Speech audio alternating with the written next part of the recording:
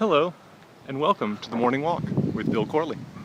So it's been a while since I've done one of these, and I only have a few minutes this morning, but I figured I'd catch folks up to speed with what's going on. Number one, scrawny to brawny. So on May 13th, I started this year-long program where you alter your nutrition, you start an exercise regimen, start doing all sorts of things, essentially habit-based program where each 2 weeks a new habit is added, and with a goal over the course of the year to have a transformation of my body to something substantially more buff than it is today.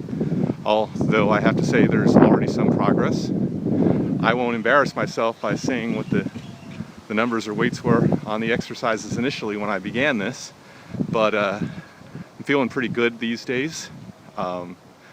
I got in a deadlift of 4x6 reps at 170 pounds yesterday.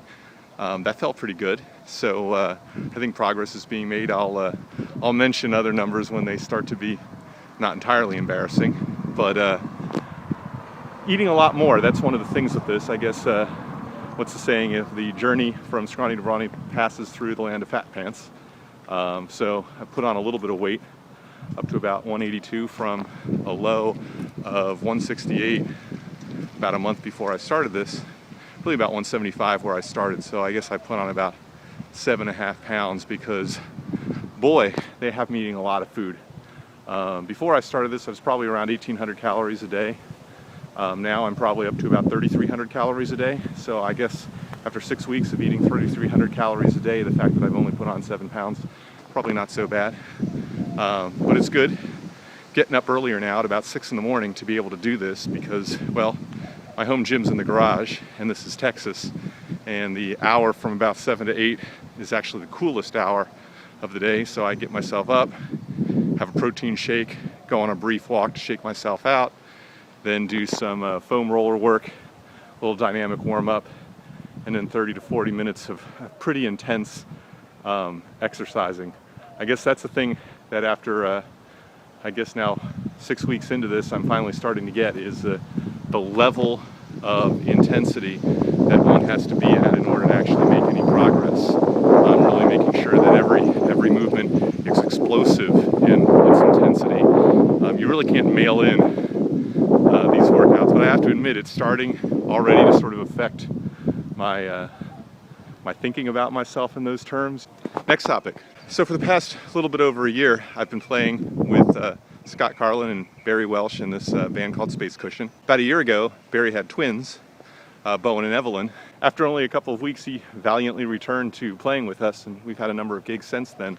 But, you know, between having twins and work and trying to make a go of his recording studio business, it got to be a bit much. Barry's been typically a lead singer and guitar player in bands. This was his first foray. He's been playing drums for a long time, but this is his first foray to be a gigging drummer. And his conclusion is, carting around a bunch of drums sucks. Of course, any of us guitar players could have told him that. I mean, my rig has been, you know, substantively downsized from the monster stack of my youth because, quite frankly, two things. Number one, I don't have a roadie, and so you have to carry all that crap along with you. But number two, most of the venues that you play at are so tiny that you really can't gain up a stack enough to make it make any sense. So you end up having this enormous amp, and you can't get any balls out of it because you've got it turned up to 1. I mean, what the hell is the point of having a big loud tube amp turned up to 1? So I got myself a little 2x10 with a 20-watt stereo tube power amp and a preamp effects unit on top of that. And you know what? I can crank all of the gain levels up to about 50% through all the stages, get nice, warm, beefy, fat tone, and not drive the sound man crazy. So at any rate, though, we've been searching for a drummer for a while, doing the Craigslist thing, trying to find somebody. Well,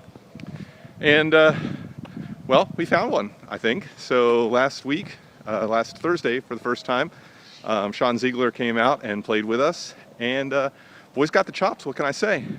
Of course, he also has twins, but they're 4. and I guess he's now at the point to where his wife's like, yeah, you need to get into a band. You're in the house too much.